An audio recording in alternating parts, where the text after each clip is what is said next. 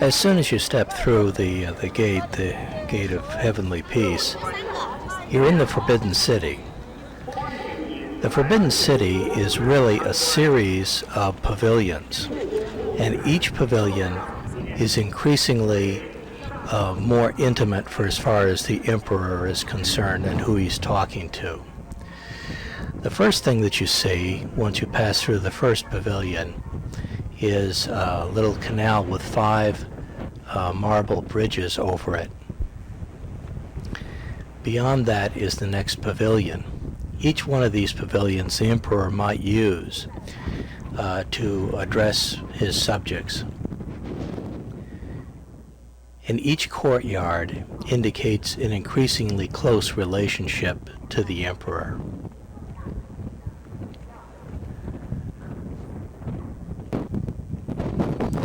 The ceilings of all the pavilions are completely painted.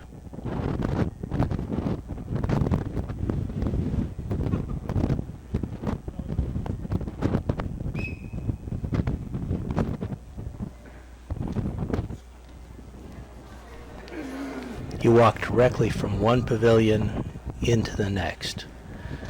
Notice the stairway in the center leading up to the pavilion.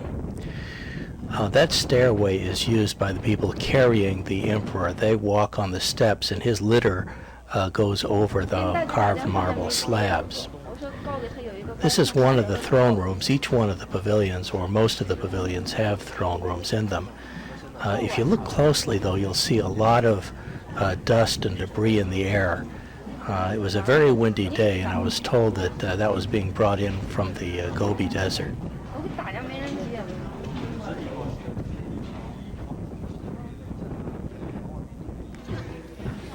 This is another throne room in a pavilion further back than the one that you just last saw.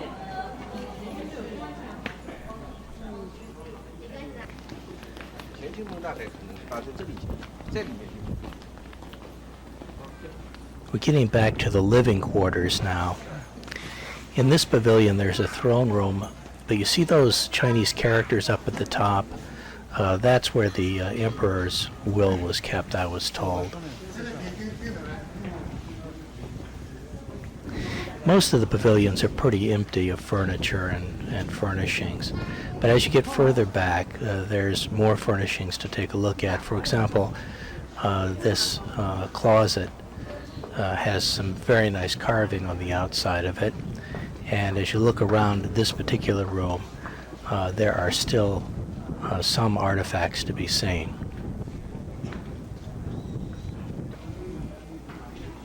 This is a water basin. There were water basins in a number of different places. I assume one of the reasons for all the water basins was because these buildings are mostly wood. That's a crane, and it indicates longevity, and it's always there near the throne. This building was a little bit different. This is where the marble cylinder seals are kept. Each one of those shrouded containers has a marble cylinder seal in it. Finally, we're leaving the imperial living quarters and state quarters to go back to the imperial gardens. These are far more intimate than anything you've seen so far.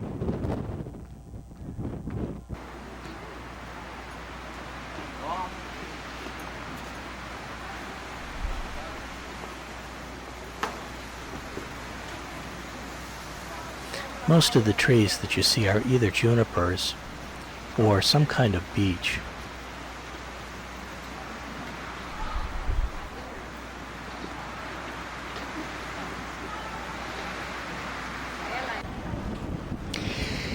Just north of the Forbidden City is the old drum tower, which used to be the way people relied on to keep the time of day. You can get a good view of the city from the top of the drum tower. You can see a lot of things, including the traffic. But one of the things that you might have found interesting just a second ago was McDonald's. There's over 100 of those in town, but McDonald's isn't the only place. Near where my hotel was, there was A&W Root Beer, and about ready to come up to DQ, and that DQ does in fact mean Dairy Queen. And beyond the Dairy Queen there,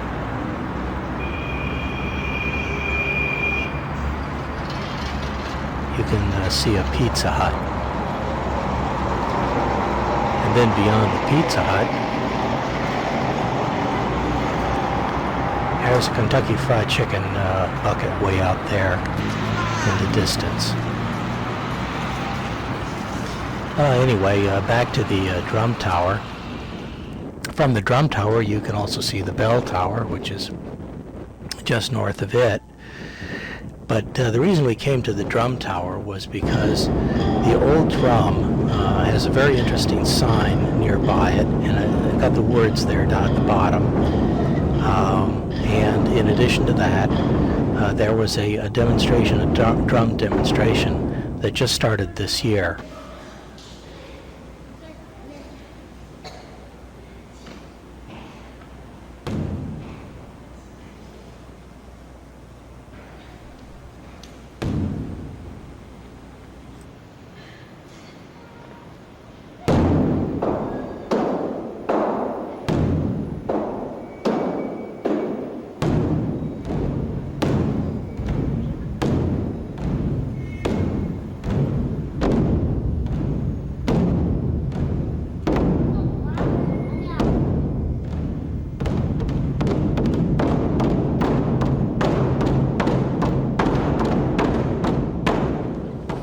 This picture was taken just a little bit before dawn, and it's a cathedral. It's called the North Cathedral. There is a South Cathedral, and it's probably about the only Gothic style buildings in town. Both cathedrals are still very much in use. The South Cathedral is Jesuit, I know. From the cathedral, I next went to the Temple of Heaven, which is really a complex of buildings.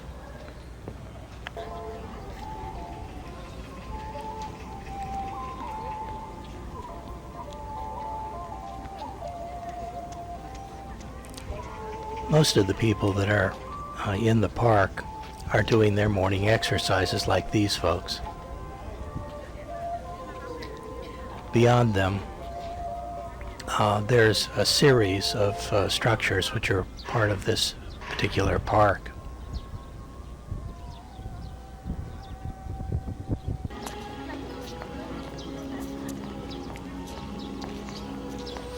We're coming up now on the building you should find most familiar. It's actually behind a building that you were looking at there that was shadowing it.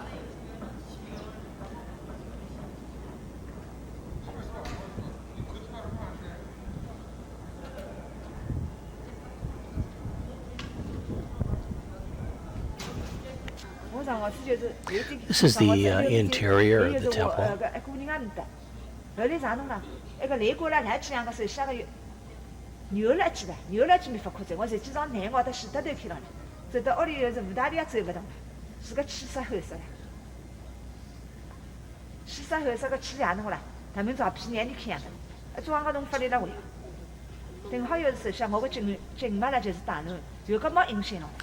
The next place that we're going is the Summer Palace. That's a little island out in the middle of a lake, and the bridge that's connecting it is called the 17-Arch Bridge.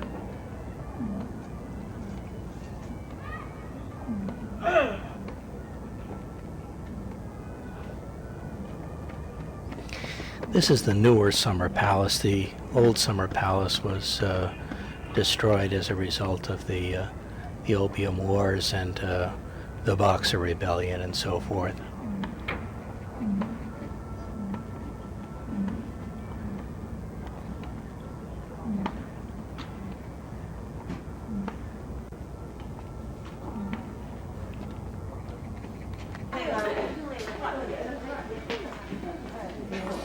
We're going to be going down what's called the Long Corridor. My guess is the Long Corridor may be about a mile long, and it parallels the lake edge. Every inch of the Long Corridor is painted, much like what you see.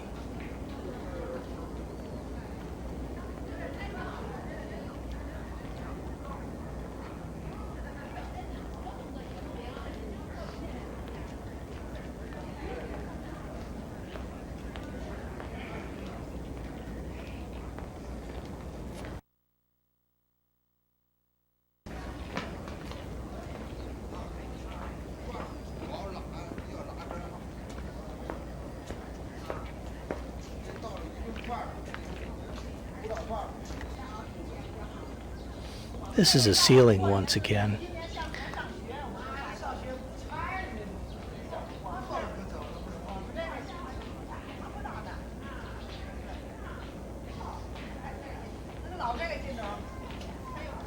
Going to be going now from the Long Corridor and its work, and going to take a look at some folks doing some exercises in the next scene.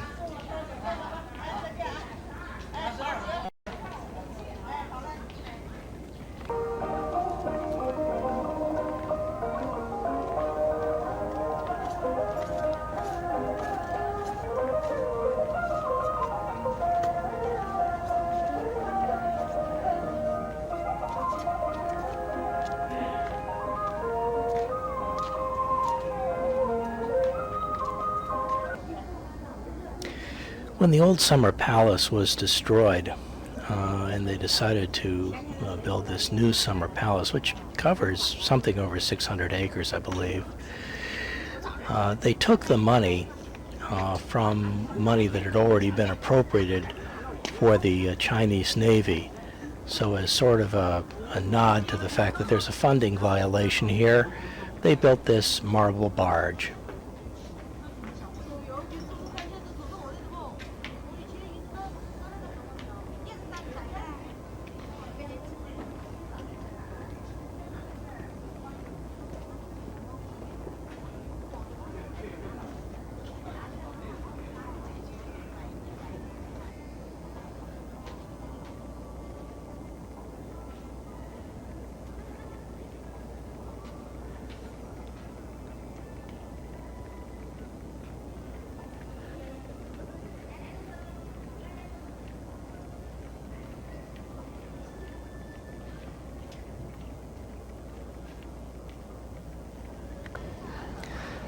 Now, up above the pavilions that are on the lake shore, there's a very large Buddhist temple.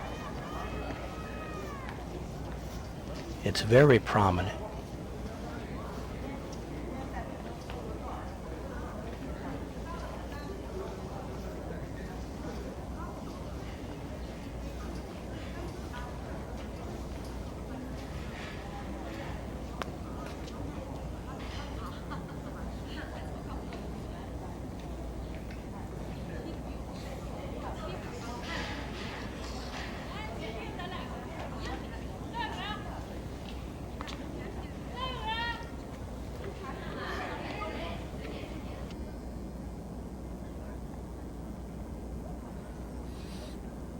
Probably the best view of the summer palace in an overall sort of way can be made from the Buddhist temple. But even so, even this view of the grounds really only gives you an idea of what something substantially less than half, perhaps even less than a quarter of the summer palace might look like.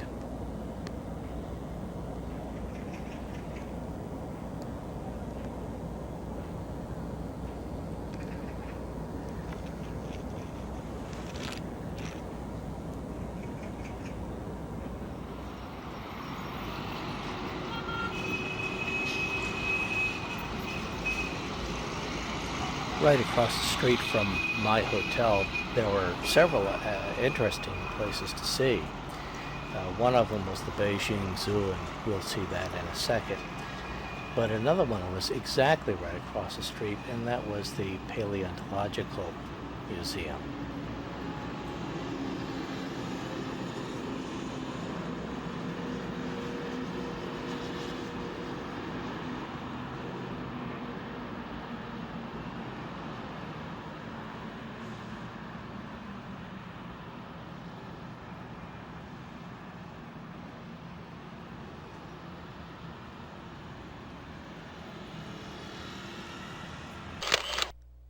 This pocketbook was in the museum, and you can see that it has a very nice modern look, but in addition to that, it's made out of birch bark.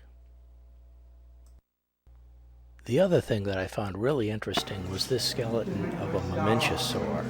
Mamenchisaur has a very long neck and relatively short tail. It's not so clear in this museum exactly how dramatic that is by looking at this skeleton, perhaps. But when they do the computer animations of this animal, it's really quite remarkable. It's endemic only to the Asian areas.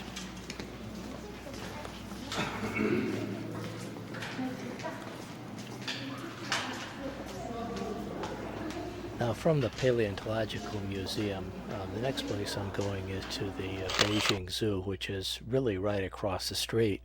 The Beijing Zoo has all those things that you would expect, big cats, elephants, and it has a brand new hippopotamus building. In this case, the hippopotamus is behind glass as opposed to behind bars.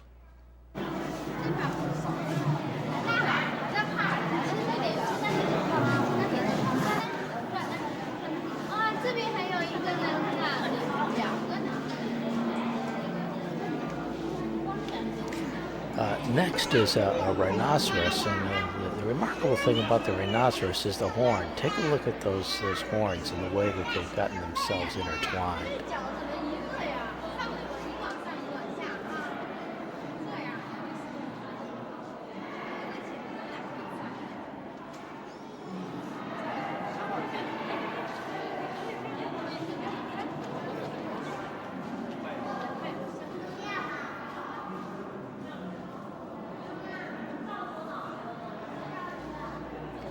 Now next we go to someone who seems to find me almost as interesting as I find him.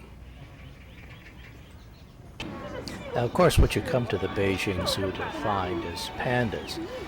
These are the red pandas, the lesser pandas. We're going to see great pandas in a second. I understood that the Beijing Zoo had as many as 7 giant pandas, but I only saw about 4 of them at any one particular time. In any event, these lesser pandas were quite interesting. In a minute we're going to see that 2 of them start getting themselves involved in some sort of fracas here.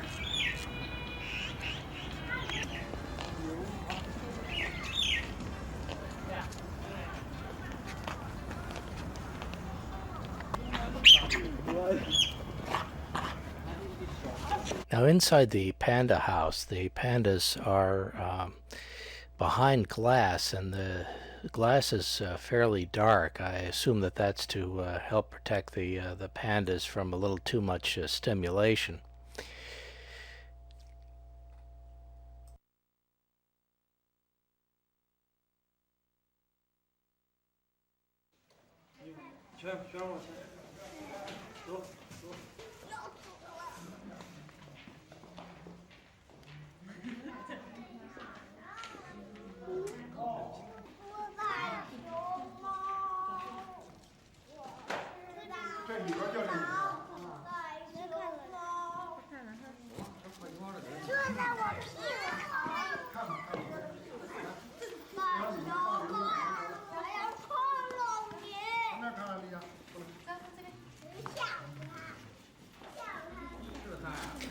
Fortunately, there is a better way of getting a view of the panda.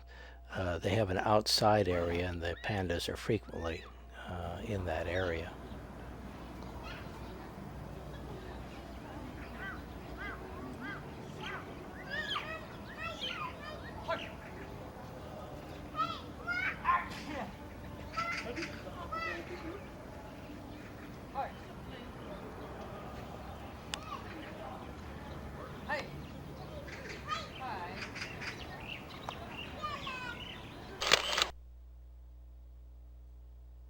It's generally my impression pandas are pretty low energy. The next place we're going is to the Ancient Observatory. Now there's a couple of reasons we're going there. couple of reasons that I'm going there. It happens to be up on the old city wall. When the emperor discovered what great scientists the Jesuits were, he threw his Muslim advisors out and replaced them with Jesuits. But that's not the only reason that I'm here. Just to the north of this site were the former Imperial Examination Halls. There were 8,500 brick cells where every 3 years candidates were locked up for 3 days and 2 nights to take the first stage of the civil service examination. That reminded me so much of the bar examination that I had to come over. These things were in operation for over 2,000 years, and the examinations ceased in 1900, and the halls were finally demolished in 1913. This happens to be Xi'an, and I took an early morning walk along the old city wall, and I'm sad to report that it'll probably not withstand another siege, but in any event, I found lots of interesting things. Colonel Sanders, of course, was there, along with everybody else that you would expect. This is a shot of the old city wall. Now this next scene, it's not what you see that's important, it's what you hear, so listen.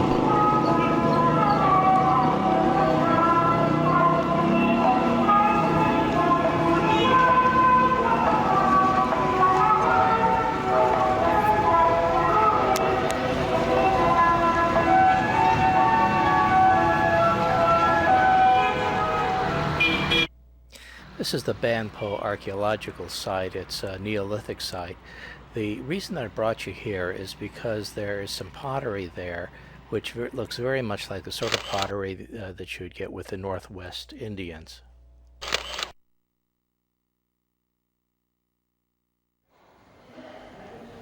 This is actually a pottery factory where they're recreating the terracotta soldiers. It allows you to get a better chance to get a better look at them than you actually can in the pit. You can see the little top knot that the guy's got, and here's the cap of an officer from the army, and the next one is the top knot of a general. This next photograph is of me sitting next to the guy that discovered the Terracotta Army when he was putting in an irrigation system back in the 1970s. He's about 80 years old now, and about the only thing that he does is sign autographs at the Terracotta Army site. The reason that we went to Xi'an was to see the Terracotta Army. This army is about 2,000 years old. And when the emperor died in previous times, he probably had all the people killed that were going to be serving him in his afterlife. Now all of these soldiers have smiles on their faces, and the reason for that is because this army was there to serve the emperor in the afterlife, but they weren't going to be killed. Instead, their representations were buried, and that was expected to be good enough. What we're looking at right now is the vanguard, or skirmishers, if you will, the folks that are out in the lead element to develop the battle before the main forces arrive. There are a total of 4 pits here. This is the first pit, and it contains roughly a brigade-size element of soldiers, both light and heavily armed. There's also chariots here and archers and so forth, just about anything that you would expect. The second pit was largely filled with chariots and other shock effect sort of weaponry, lighter troops. The third one was filled with command unit type folks, commanders and such. These horses probably were originally pulling a chariot, although the wooden pieces are gone, and so are the weapons. The fourth pit was believed to have been the armory, and shortly after all these people were buried, there was a revolution, and it's believed that the revolting army came to this location and got their weapons.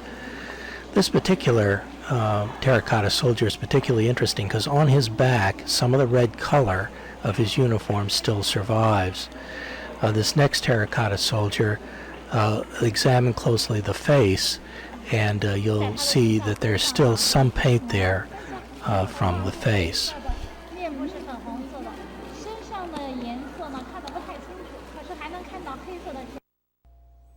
One of the great things about these soldiers is that each one is an individual, and each one is different from all of the others, and each one has retained quite a bit of his personality. While I was in pit number 1, there was a small accident.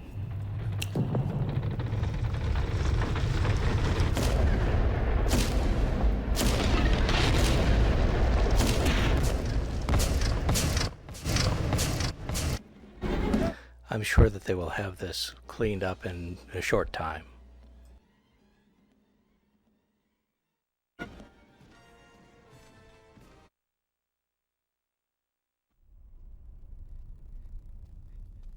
Down to the Yangtze River to Chongqing, and we're going to board our ship. It's a riverboat, a fairly good-sized one, although not nearly the largest that sails on this particular piece of river. That's the Yangtze River there, and that's our ship there in the center. Right now its name is the Victoria Rose.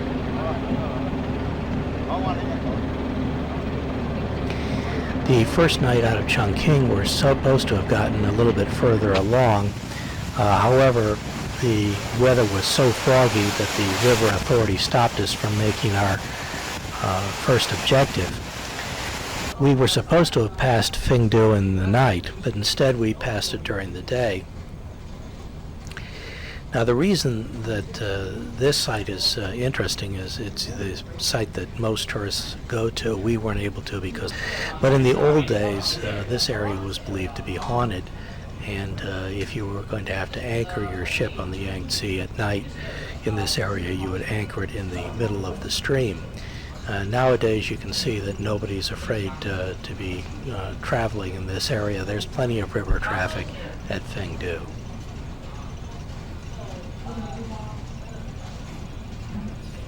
One of the most fantastic ships that I've ever seen is about to make an appearance.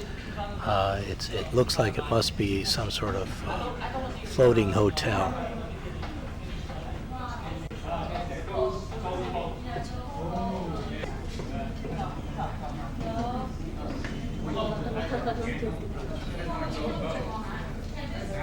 I don't think I've ever seen anything exactly like that in person.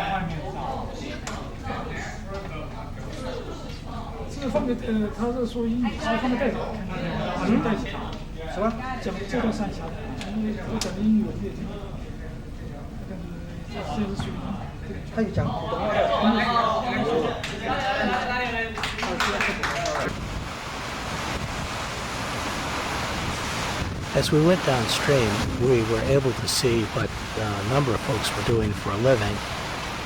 Out here we have a bunch of horses that seem to be grazing along the side of the Yangtze.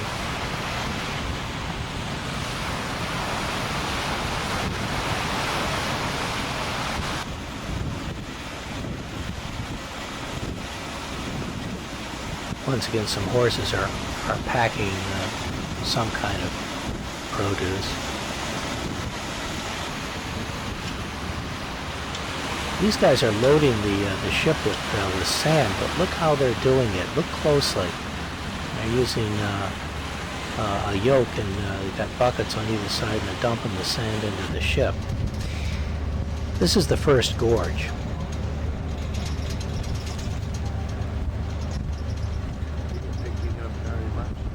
The sides of that gorge are so close you get the feeling that you could touch both sides of the river with your hands if you just stretched them out.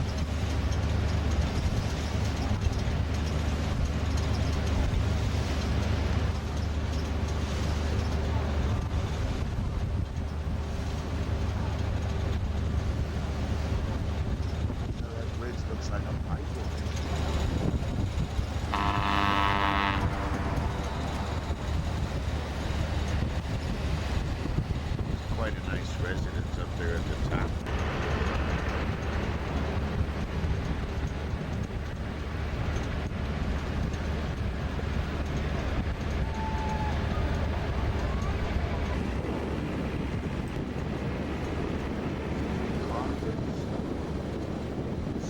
coffins up there?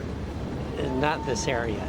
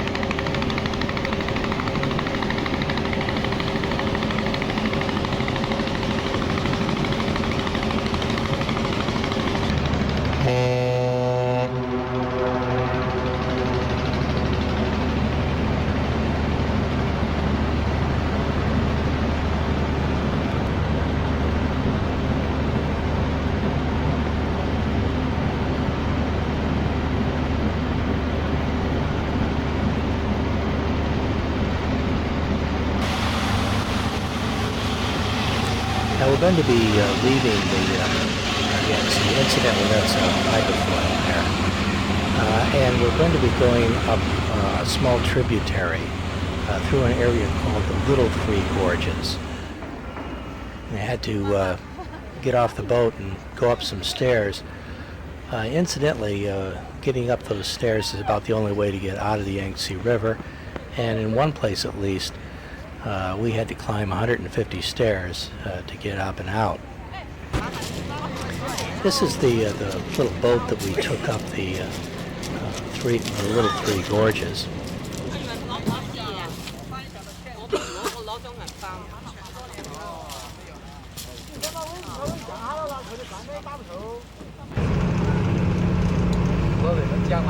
The first gorge it's about 3 kilometers long from this bridge to the 3 kilometers. Now over to this river is named Dani River, D-A-N-I-N, Dani River, Dani River. You can see the water is crystal clear, it's clean. So this river rises in the south foot of the Da Ba Mountain, D-A-B-A, Da Ba Mountain, across 250 kilometers southward until near the Yangtze River. This river is the biggest tributary of the Yangtze River. So today we visit the last three gorges lying on the lower of this river. Total is more than 35 kilometers. 35 kilometers. 因为这些沙滩在不久的将来要淹掉，淹掉。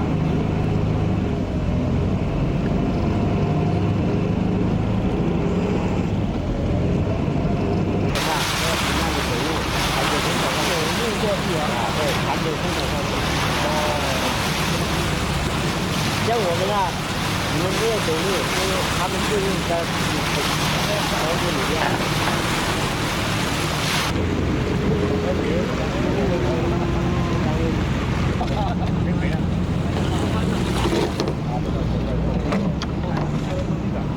好多高得米嘅，我諗浸到乜啦？跟住係攞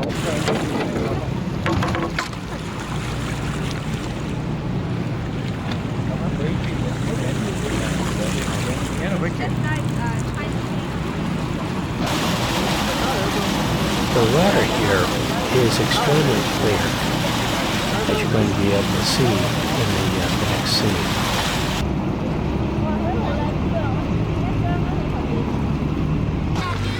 These boys are very enterprising. They've got a bunch of bamboo poles, and you can see they've got little orange nets at the end of it.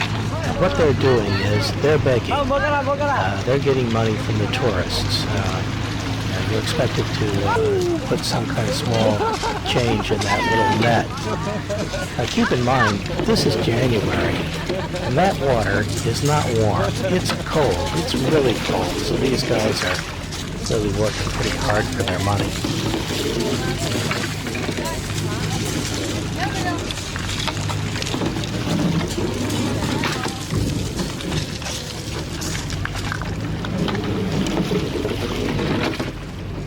个打领先的，对2个打起。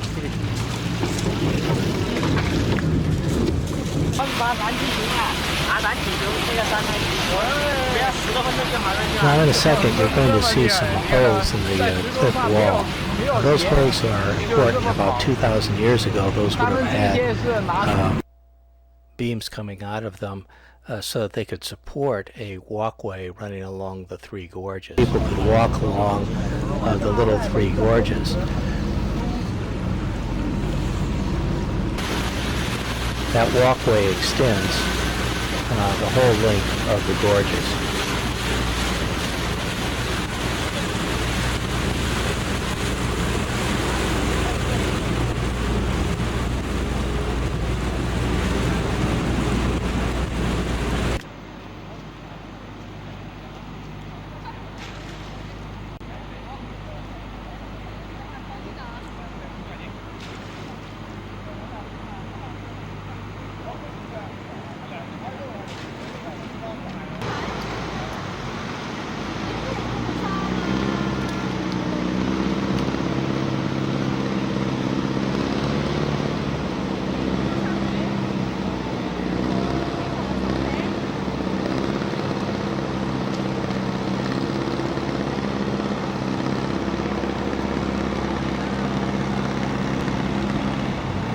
Now you've seen some scenes of what things look like in larger cities, but this will give you a little bit better idea of what things look like in a smaller town.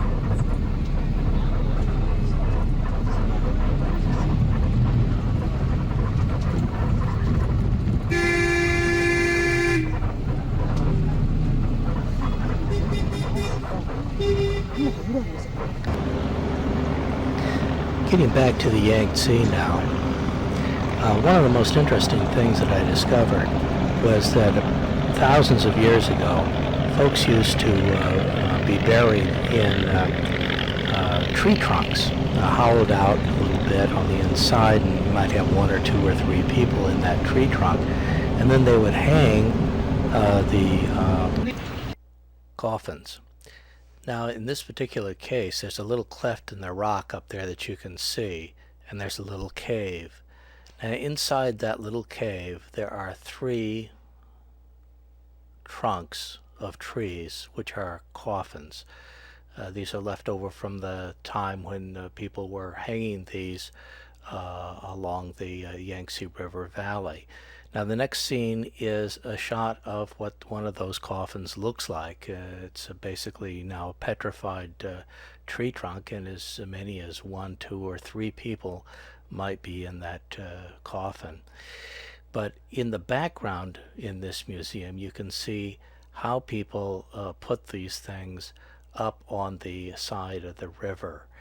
You can see the scaffolding, and you can see that they're not only inside caves or clefts in the rock, but also on little platforms like those sidewalks were.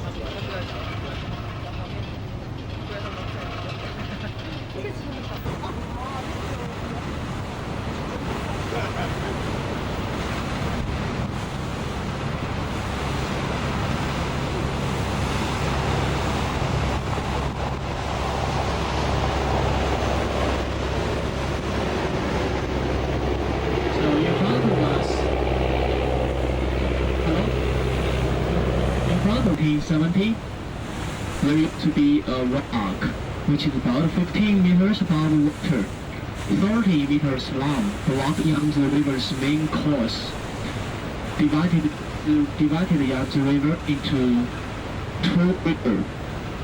Current was extremely strong.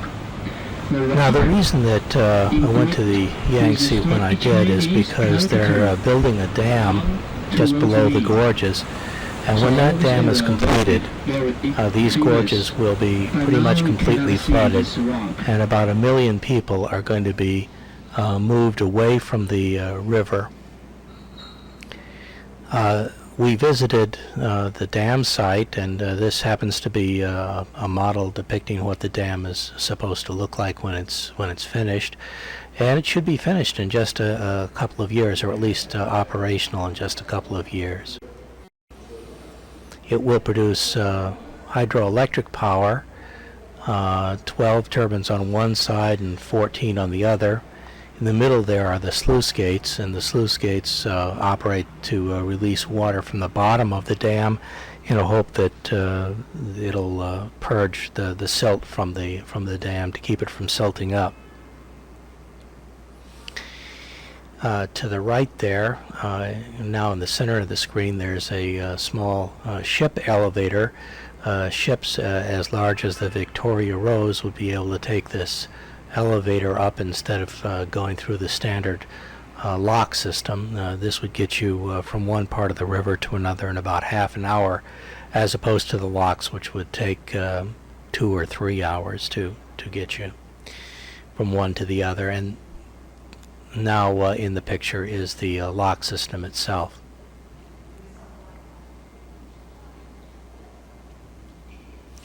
While we were there, we did see, while the construction was proceeding, although it was quite foggy, and we were able to take some pictures. The next scene is a picture of the actual lock, the way that it was the day that we arrived. And the lock gates are, for many of the locks, already up. And there's the lock gate. The dam is supposed to be primarily for flood control. The Yangtze does flood pretty often and pretty badly, but it's also going to generate an awful lot of electricity, and it'll provide a certain amount of water for irrigation. This is a map of China, of course, and in the center of the map is the dam, and approximately where it and the river are. And one of the things that you're going to see in a second is that there's a circle of red lights that surround this area, showing how much electricity they're going to be providing to the local area. Also, look at that yellow line that's going north. There's also one a little bit further to the east. Those are aqueducts going up to Beijing.